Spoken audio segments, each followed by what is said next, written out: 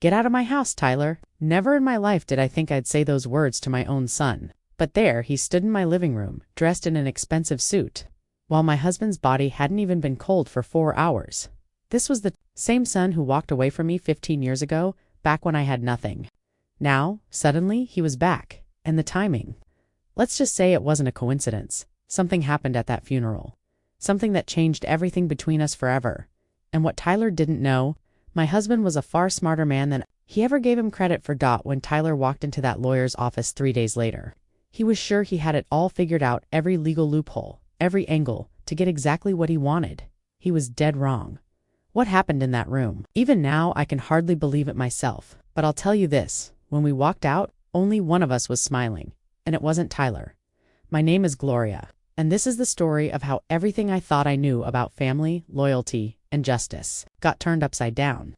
But to understand how we got here, we need to go back further. Because this story doesn't start at the funeral, it starts years earlier. Back when I was working double shifts just to survive, and my son decided I wasn't worth sticking around for. Want to talk about it? I shook my head. You don't want to hear my problems. Try me. Maybe it was the loneliness, but something made me open up to this stranger. Not the whole story, just pieces. How my son had left town, how I was barely scraping by, how I wondered where I'd failed as a mother. Vincent listened without judgment. When I finished, he was quiet for a long moment. My wife passed 2 years ago, he finally said. Cancer, we never had kids, though we tried 4 years. I would have given anything for a son or daughter, everyone who broke my heart. He met my eyes. Some people don't deserve the love they're given, Gloria. That's not your fault. Before I could respond, he left a $50 tip on his $12 meal and walked out. A friendship blossoms the next week. Vincent stayed until closing. He told me about his late wife, Maria, how they'd built their construction business from nothing. He'd started as a laborer at 16, saved every penny, and scraped together enough to buy a used truck. Maria used to say, "We worked too hard," he said with a sad smile, "but we wanted to build something that lasted. Did you?" I asked. The business? Yes. But what's success without someone to share it with? Over the next months, Vincent became my lifeline. He brought me real coffee from the cafe downtown, not the diner's burnt sludge. When my car broke down, he paid for repairs before I could protest. Friends help friends, he insisted. Let me be yours. It was unfamiliar kindness without strings. Tyler had acted like I owed him just for being his mother. My ex-husband made love feel like a debt. But Vincent, he made me feel seen. A late-life love story 6 months later, with the diner empty around us, Vincent took my hand. Gloria, I need to say something. My stomach dropped. Here it comes. The catch. I'm falling for you, he said simply. I know. I'm set in my ways, but you make me feel alive again. You deserve to know your worth. Loving, really loving without conditions. That night, I stared into my cracked studio mirror and finally saw myself. A woman still standing after life had knocked her down. Maybe Vincent was right. 3 weeks later, I said yes, not to marriage, but to trying.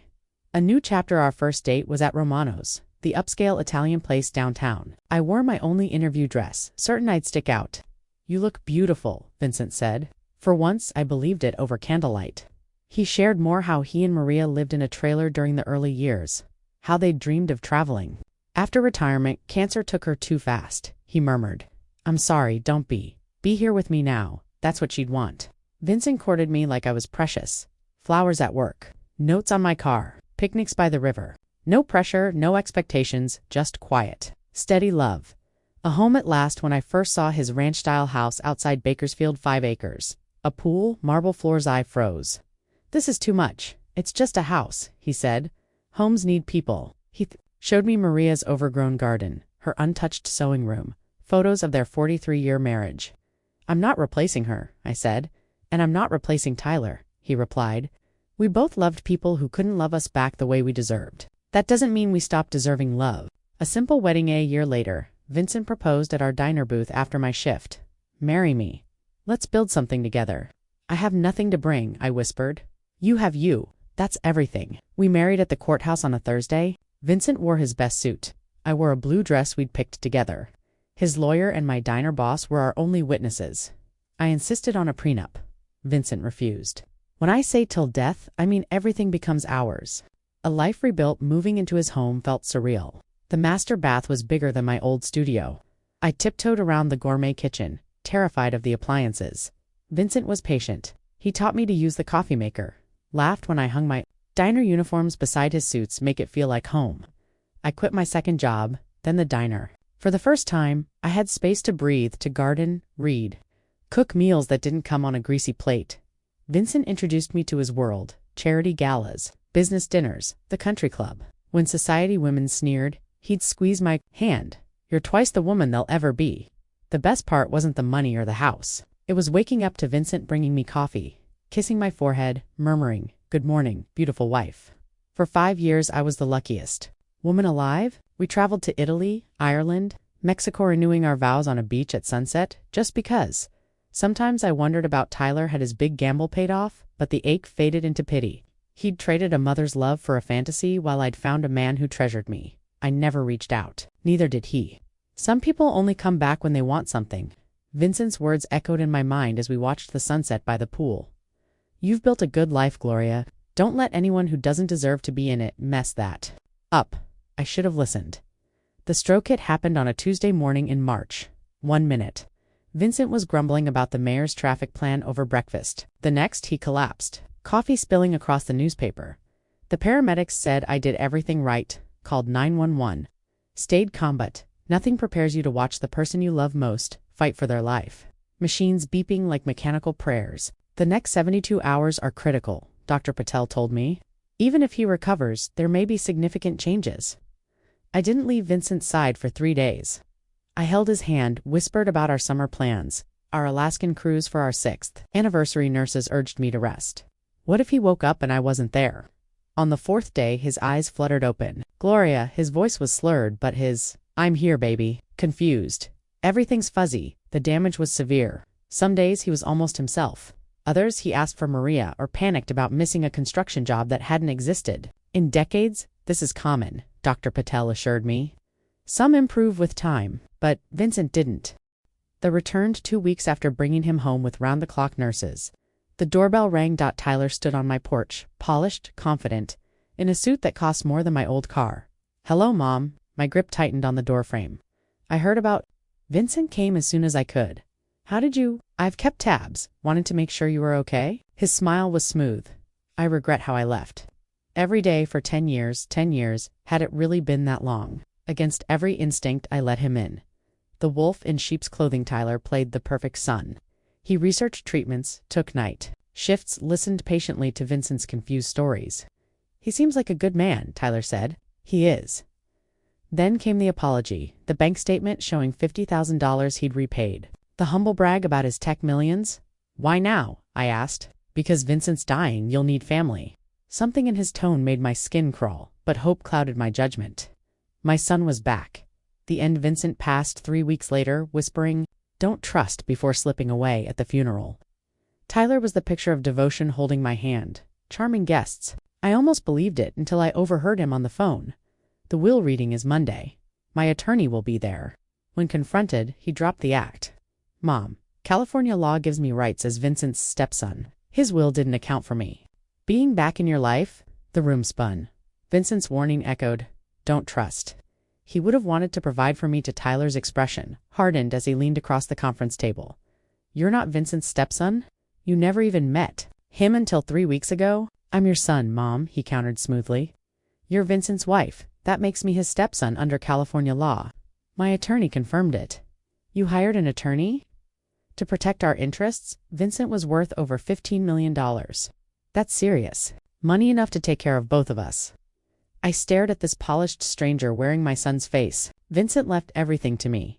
Frank explained it years ago." "Wills can be contested," Tyler said, his voice dripping with faux concern, "especially when stepchildren aren't provided for." "I'm thinking of your future. What if you get sick? You'll need family to manage Vincent's wealth responsibly. You want Vincent's money." He adjusted his cufflinks. "I want what's fair, what's legally mine, and Mom." His tones softened. A snake oil salesman's pitch. "Vincent would want his legacy protected. You didn't even know him." I learned enough these past 3 weeks. He'd want family to carry his work forward. The trap springs shut. Frank Morrison entered, coffee in hand. Relief flooded me. "Frank, Tyler thinks he has a claim to Vincent's estate." Frank's eyes sharpened.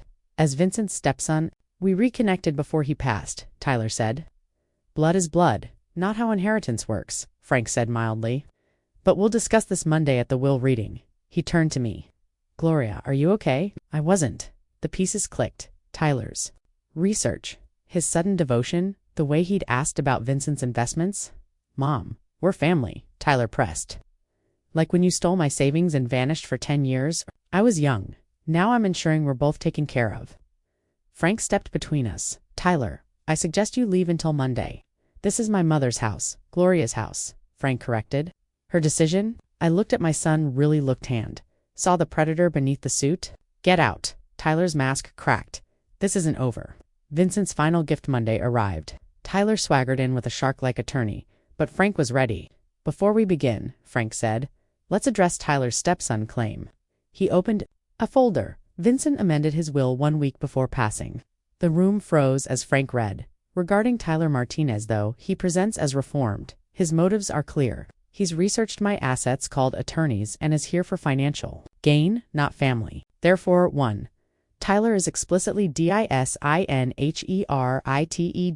2.